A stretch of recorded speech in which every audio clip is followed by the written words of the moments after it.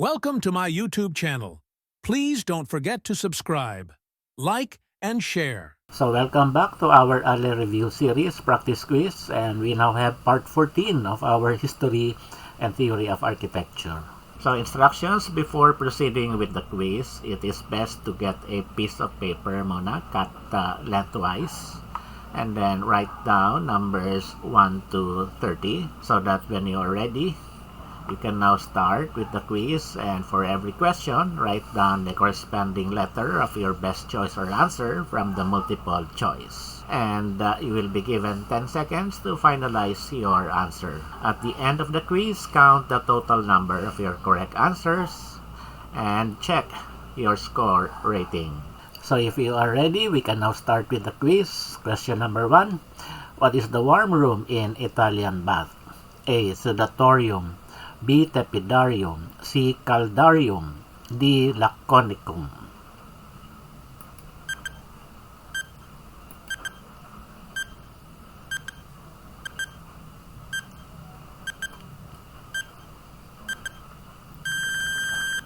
And our correct answer is letter B, Tepidarium. So tepidarium, the word means warm room in Latin and refers to the section of a Roman bathhouse where the temperature was pleasantly warm, preparing the body for the hotter rooms. Sudatorium, on the other hand, is a steam room, a very hot and humid room. Caldarium is the hot room in a Roman bath. And Laconicum is a dry heat room similar to a sauna. Number 2. What is the sweating room in Italian bath? A. Sudatorium, B. Frigidarium, C. Tepidarium, and D. Caldarium.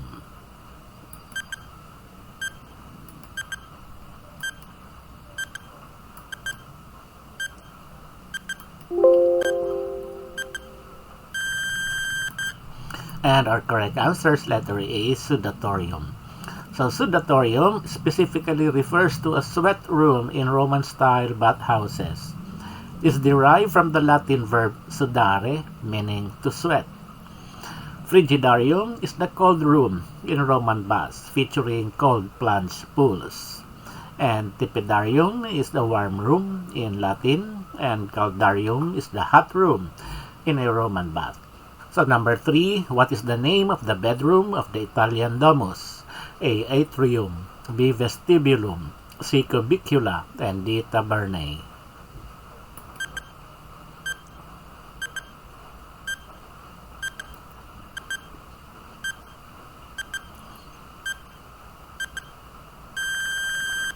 And our correct answer is letter C, Cubicula. So in an ancient Roman domus, that is a type of house occupied by the upper classes in ancient Rome, the cubicula, or the singular cubiculum, were the bedrooms. The atrium is the central reception room or open area of the house. Vestibulum is the entrance hall or passage between the door and the atrium. And the tabernae are shops or workspaces, often located at the front of the domus, opening onto the street. Number 4. The architect of legislative building. A. Antonio Toledo, B. Juan Nakpil, C. Juan Arellano, and D. Pablo Antonio.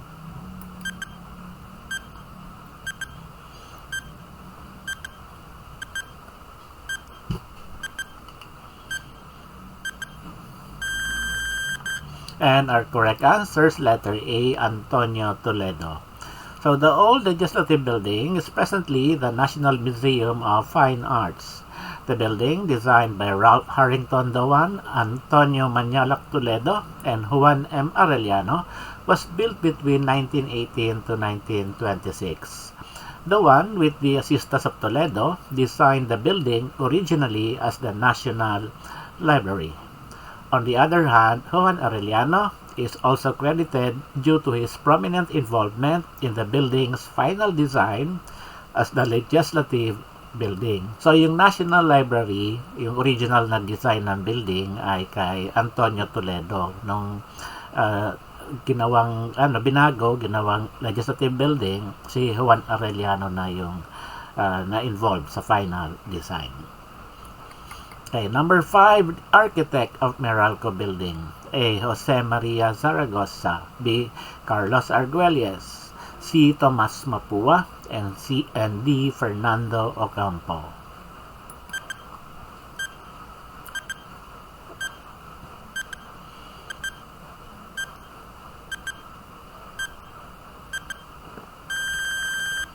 And our correct answers, letter A, Jose Maria Zaragoza. So Jose Maria Zaragoza designed the 14-story Meralco building. Its facade is defined by the series of tapering mullions, which also serve the purpose of deflecting sunlight and sound. Its ends are marble-covered walls. Number 6, form and function should be 1, and its basis for its organic design. A. Louis Sullivan. B. Frank Lloyd Wright. C. Toyo Ito. And D. Zaha Hadid.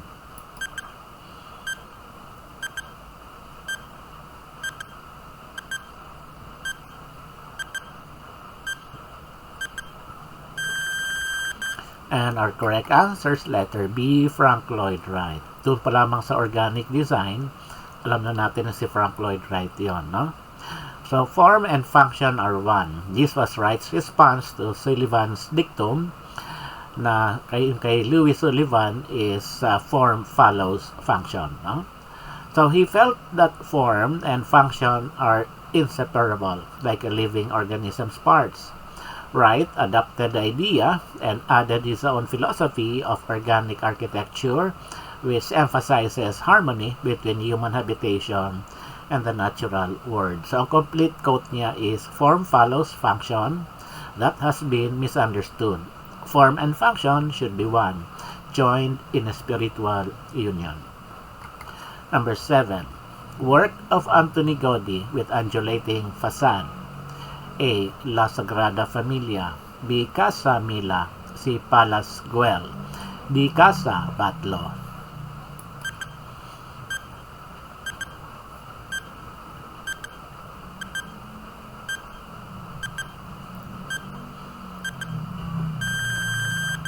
And our correct answers, letter B, Casa Mila.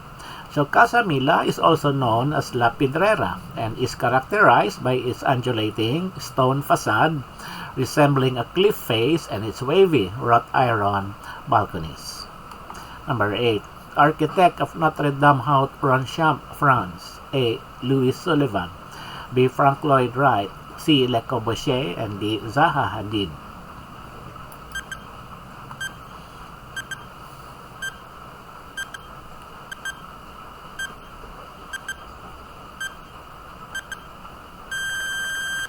So our correct answer is Le Corbusier. So Le Corbusier's Notre Dame du Haut in Ronchamp remains a landmark of spiritual modern architecture.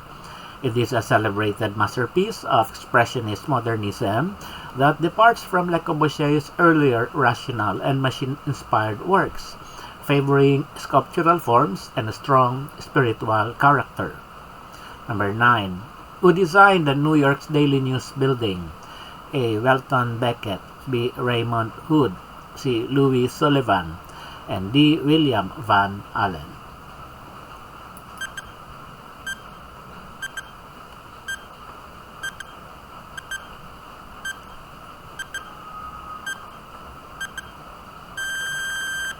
And our correct answers, letter B, Raymond Hood. So Raymond Hood designed the New York Daily News building. He was a prominent architect known for his contributions to skyscraper design in the 1920s and 1930s. He is also known for designing the American Radiator Building, now the Bryant Park Hotel. So ito yung New York Daily News Building at ito naman yung American Radiator Building. No? Ngayon ay Bryant Park Hotel na. Number 10. Gothic means A. Barbaric, B. Uneducated, C. Massive, and D. Monumental.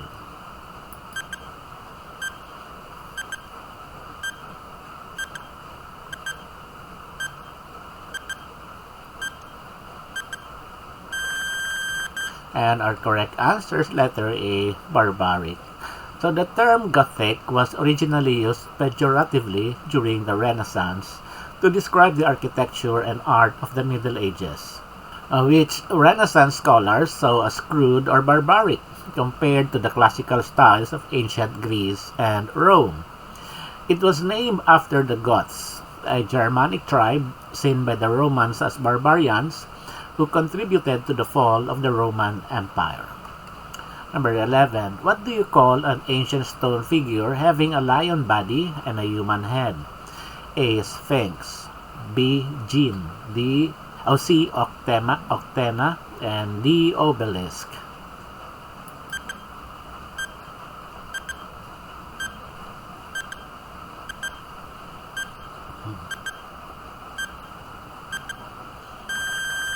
And our correct answer is letter A, Sphinx.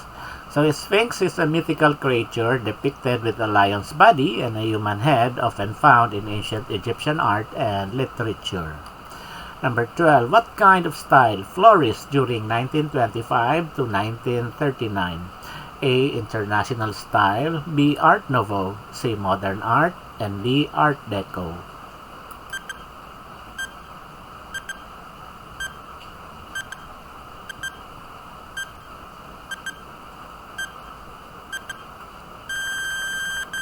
And our correct answer is letter D, Art Deco. So Art Deco flourished during the period 1925 to 1939, particularly between the two world wars. It emerged from the Exposition Internationale des Arts Décoratifs et Industriels Modernes, held in Paris in 1925, which gave the style its name, known for its geometric shapes, bold colors, and streamlined aesthetic.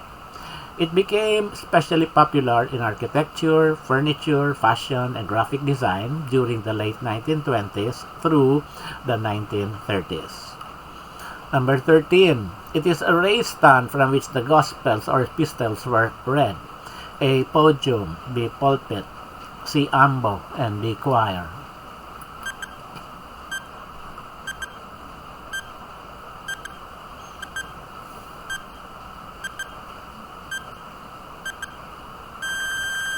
And our correct answer is letter C, ambo.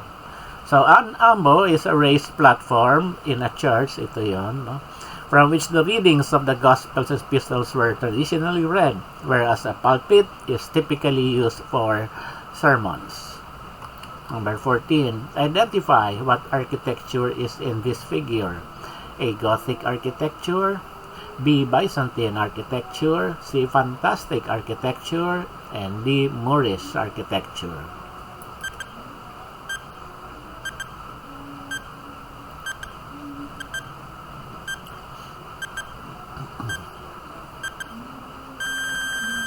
And our correct answer is letter A, Gothic architecture. So the Duomo of Milan, this figure, is the Milan Cathedral, is one of the largest and most elaborate churches in the world, and its design is primarily Gothic, with latter additions showing elements of Renaissance and Baroque styles. The cathedral has over 135 spires and features over 3,400 statues, making it the most sculpted building in the world. Number 15. Identify what architecture is in this figure. A. Byzantine architecture. B. Moorish architecture. C. Islamic architecture. And D. Baroque architecture.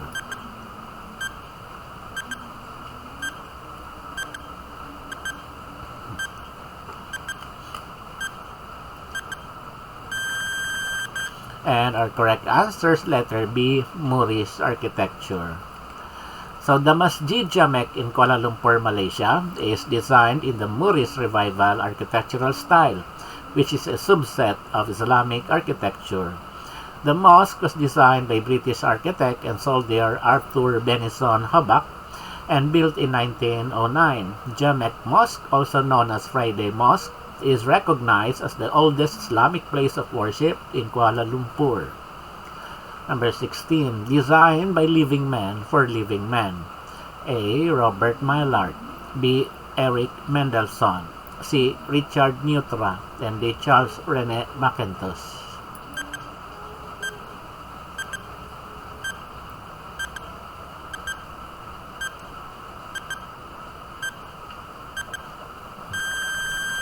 And our correct answers, letter C, Richard Neutra.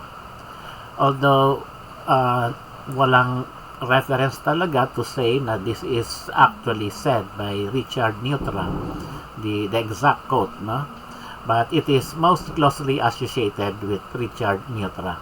Neutra was an Austrian-born American architect known for his focus on designing buildings that responded to the needs and experiences of the people who would inhabit them. He frequently spoke of design being for the living, breathing, and changing human being. Number 17, Humanism Concept. A. Michael Graves. B. Adolf Loos. C. Minoru Yamasaki. And D. Otto Wagner.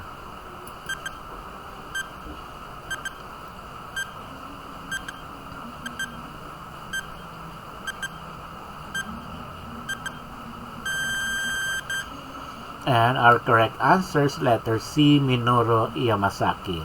Again, there is no specific quote pertaining to humanism as mentioned by Minoru Yamasaki. However, he is most closely associated with the concept of humanism in architecture, the idea that architecture should be sensitive to human needs, emotions, and experiences, especially in the context of modern urban environments. His works like the World Trade Center, Regional Twin Towers, and the Pacific Science Center sought to balance monumentality with human scale and comfort. Number 18. Identify what architecture is in this figure. A. Art Nouveau, B. Modern, C. Art Deco, and D. High-Tech.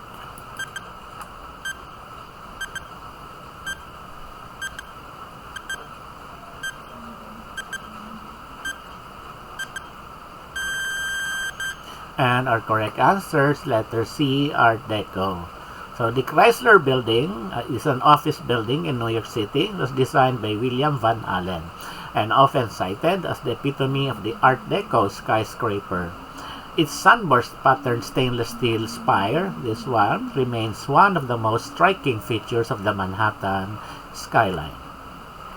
Number 19. God is in the details. A. Le Corbusier. B. Louis Kahn. C. Louis Sullivan.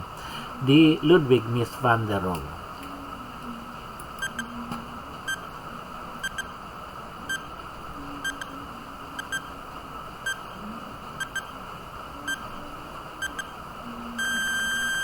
And our correct answers, letter D, Ludwig Mies van der Rohe.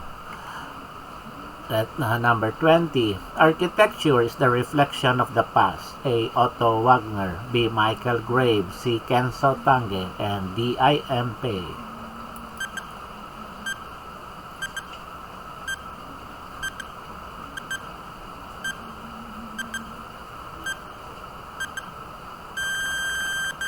And our correct answer is D. I.M. Pei. So, I.M. Pei again didn't say the exact phrase, architecture is the reflection of the past. But he did believe in a dialogue between past and present, especially in historic settings. He said, architecture is the very mirror of life. You only have to cast your eyes on buildings to feel the presence of the past. The spirit of a place, they are the reflection of society. So, andito yung reflection, andito rin yung past sa quote na ito. Baka ito i-refer sa question na ito. Number 21. Where is Agora built? A. Greece.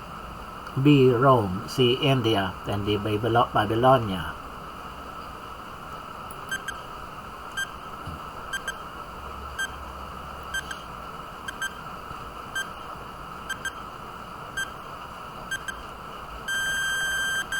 And our correct answer is letter A, Greece. So the Agora was a central public space in ancient Greek city-states. It functioned as a marketplace, gathering place, and civic center where citizens meet for political, commercial, social, and religious activities. The Agora is one of the most defining features of Greek urban planning. Number 22. Identify this figure. A. Agora. B. Acropolis. D. C. Temple of Zeus. And D. Erection.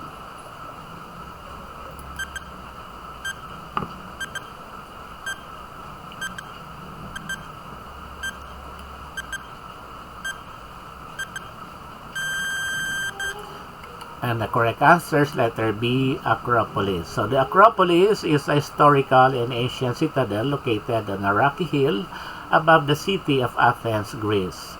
The term Acropolis itself refers to a fortified area, often on a hill, that was a central feature of ancient Greek cities. 23. Identify this figure. A. Thin shell structure. B. Geodesic. C. Modern structure. And D. Fantastic.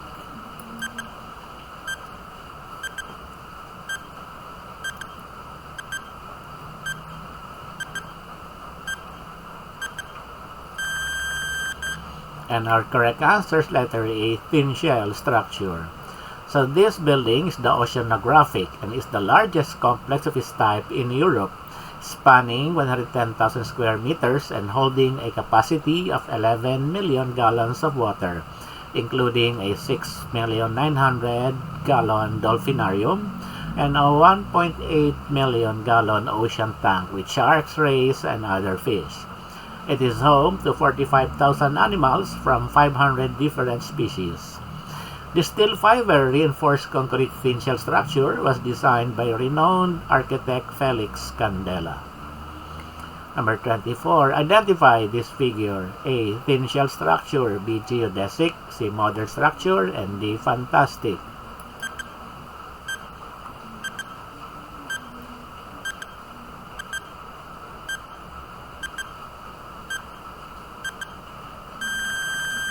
And our correct answer is letter B, Geodesic. So this is the Montreal Biosphere, formerly the American Pavilion of Expo 67 by Richard Buckminster Fuller. He is most famous for popularizing the geodesic dome, a spherical or dome-shaped structure built from a complex network of interconnected triangles.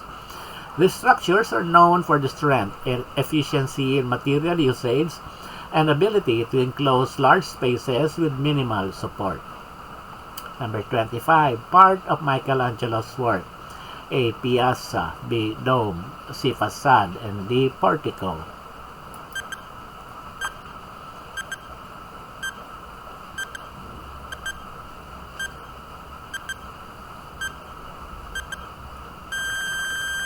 And our correct answer is letter B, Dome. So the dome is Michelangelo's major contribution to St. Peter's Basilica. He redesigned the dome, building on Bramantes and Sangallo's earlier plans. He oversaw its construction up to the drum. Though he did not live to see its completion, the dome was built according to his designs after his death. The dome is a double-shelled structure was completed by Giacomo della Porta. 26. What architectural style uses gargoyles? A. Baroque. B. Gothic. C. Renaissance. And D. Rococo.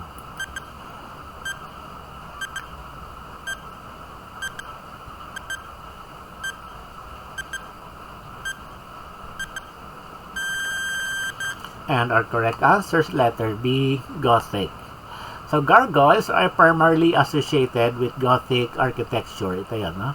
Where they were often used as decorative elements to drain rainwater off the building while also serving as a spooky or grotesque architectural feature.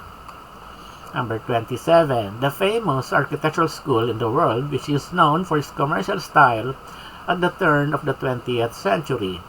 A. Chicago School. B. Bauhaus. C. New York Architecture. And D. University of Architecture.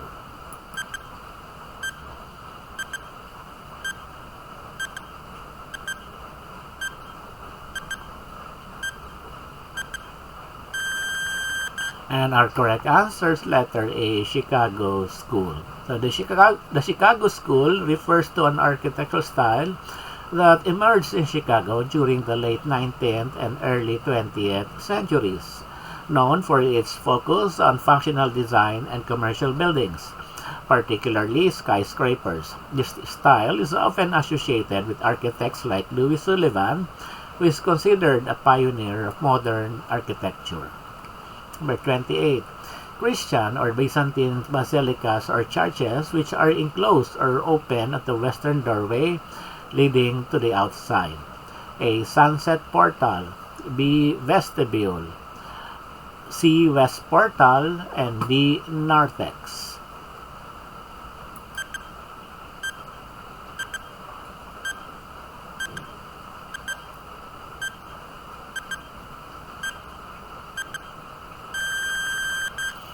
And our correct answer is letter D, narthex. I think the question is what part, no, of Christian or Byzantine basilicas. So, a narthex is an enclosed porch or vestibule at the western entrance of a church leading into the nave. Bale, ito yun. No? It's essentially the entryway area before the main worship space. Ito yung nave.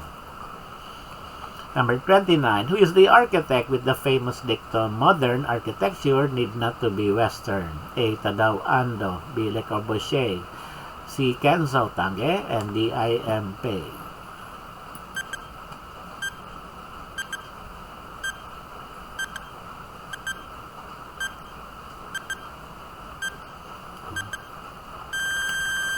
And our correct answer is letter C, Kenzo Tange.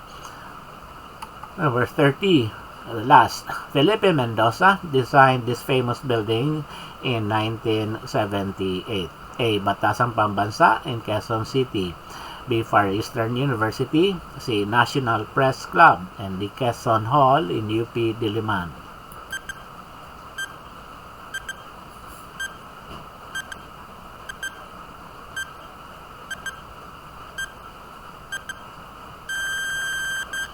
And our correct answer is letter A, Batasang Pambansa in Quezon City. So the architect of the Batasang Pambansa complex in Quezon City was Felipe M. Mendoza.